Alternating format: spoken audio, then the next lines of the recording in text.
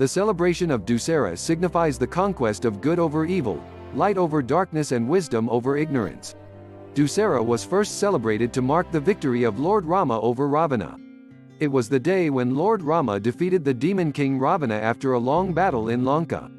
As per legend, Ravana had abducted Lord Rama's wife Sita, and in order to bring her home, Lord Rama had to wage war against the Demon King. The celebration of Dussehra, facts you wouldn't know. As every year, Dussehra 2021 will be the beginning of the long festive season in India. In 2021, in India, it will be celebrated on Friday the 15th of October. Diwali is observed exactly after 20 days of Dussehra on the new moon day, typically in the month of October or November. You might have spent all your childhood hearing tales and folklore about this festival. We thought we'd compile a list of 30 facts about Dussehra you just might not know. 1. Dussehra comes from the Sanskrit word Dussehra, which translates to the defeat of the sun in English. According to Hindu scriptures, if Lord Rama had not defeated Ravana, the sun would have never risen again. 2. Dussehra is celebrated in Ashwin, the 10th month of the Hindu calendar. It falls sometime around October or November. 3. In some subcultures of Hinduism, Dussehra is also called Vijaya Dashami, which means victory on the 10th day. It is celebrated as Vijaya Dashami to mark the victory of goddess Durga over the demon king Mahishasura. 4. Mahishasura was the king of demons or asura, and was very powerful. He would torture innocent people. At that time, Shakti was created by the collective powers of Brahma, Vishnu and Mahesh to put an end to the evil doings of Mahishasura. 5.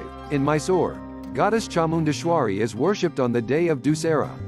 6. In Tamil Nadu, the celebration of Dussehra is called Golu. The idols are made to create various scenes that depict their culture and heritage. According to legend, since goddess Durga needed marvelous power, all other gods and goddesses transferred their powers to her. As an outcome, they stood still as statues. 7. In northern India, it is a tradition to sow barley seeds in earthen pots on the first day of Navratri.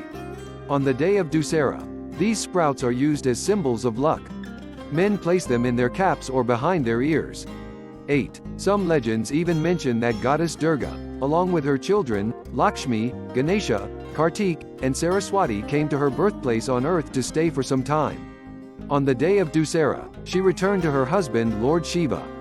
9. Due to the return of goddess Durga on earth, i.e. her home, many communities in Hinduism practice the return of married and unmarried women to their homes. 10. It is believed that the first grand celebration of Dussehra took place in the Mysore palace in the 17th century at the orders of then King Wodyar. Ever since then, Dussehra has been celebrated with grandiose across the country. 11. The most famous Dussehra celebrations in India are done in the city of Mysore. Goddess Chamundeshwari is worshipped on this day, and a grand procession of her idol is taken out across the city. All major buildings are decorated with lights and color. 12. Other famous Dussehra celebrations in India include that of Kulu in Himachal Pradesh. People from all over the country visit Kulu, also called the Valley of Gods, to participate in this mega festival. It begins on the 10th day of Navratri, i.e., Dussehra, and continues for a week after that. It starts with a procession of Lord Raghunath carried with other deities across town. 13. Dussehra is not only celebrated in India but also Bangladesh, Nepal and Malaysia. It is a national holiday in Malaysia. It is celebrated with equal fervor in these countries as they have a sizable Hindu population.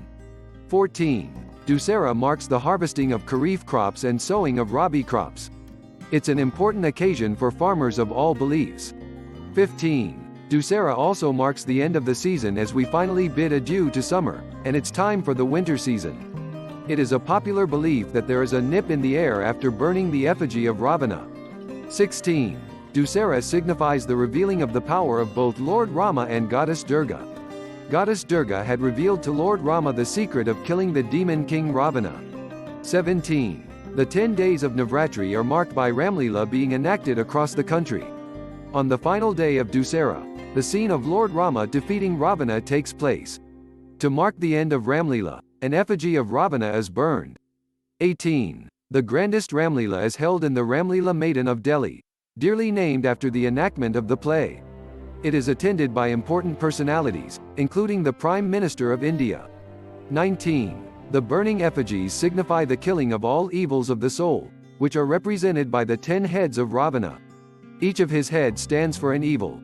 Kama stands for lust, Krodha for anger, Moha for attachment, Lobh for greed, Mada for pride, Swarth for selfishness, Matsara for jealousy, Ahankara for ego, Amanapta for lack of humanity, and Anyaya for injustice. 20. The effigies of Kumbhkarna and Meghanad are also burned with the effigy of Ravana. 21. Dussehra is believed to be the day when Emperor Asoka had converted to Buddhism. 22. It was on Dussehra that Dr. B.R. Ambedkar converted to Buddhism. 23. The most important custom of Dussehra is the effigy burning of Ravana. However, Ravana is worshipped in 6 places in India for his devotion to Lord Shiva. These places include Mysore, Bisrak, Gadchiroli, Kangra, Mandya, and Kolar and Jodhpur. 24. Ravana was a super skilled fighter and was extremely knowledgeable of Vedas and astrology. 25. Ravana was half demon and half Brahmin. His father was Ishwashrava, who was a sage belonging to Palastya clan. His mother Kaikasi was a demon. 26. Ravana was a great king and knew the knick-knacks of running a kingdom. When Lord Rama killed Ravana, he instructed his brother Lakshmana to go and learn the art of running a kingdom and diplomacy from the dying king. 27. After meditating for thousands of years, Ravana received the boon for immortality from Lord Rama. But it was later reduced to his life getting congregated at his navel. Ravana's brother Vibhishana revealed this information to Lord Rama, thus leading to the death of Ravana. 28. Some people believe that Lord Rama and goddess Durga met before Lord Rama defeated Ravana. It is said that Lord Rama performed Kandi Homa Yajna to take blessings from goddess Durga. It is when goddess Durga granted Lord Rama a boon and revealed to him how to defeat Ravana. 29. Lord Rama is believed to be the 7th reincarnate of Lord Vishnu, and his victory over the evil king Ravana marks the celebration of Dussehra. 30. Dussehra also marks the homecoming of Pandavas from their exile of 13 years. When the Pandavas had lost their kingdom, they were in exile for 12 years. It was said that if they were discovered in the 13th year, they would have to start their exile all over again.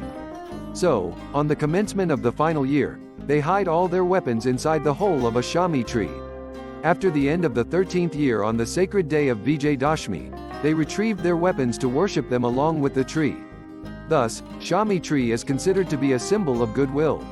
We hope these 30 interesting facts about Dussehra enthralled you and made you excited about this festival. An Indian festival is replete with such stories, tales and facts. Dussehra is one of the richest and most grandly celebrated festivals in India. Use this information to further beguile your friends and family. Subscribe for more videos.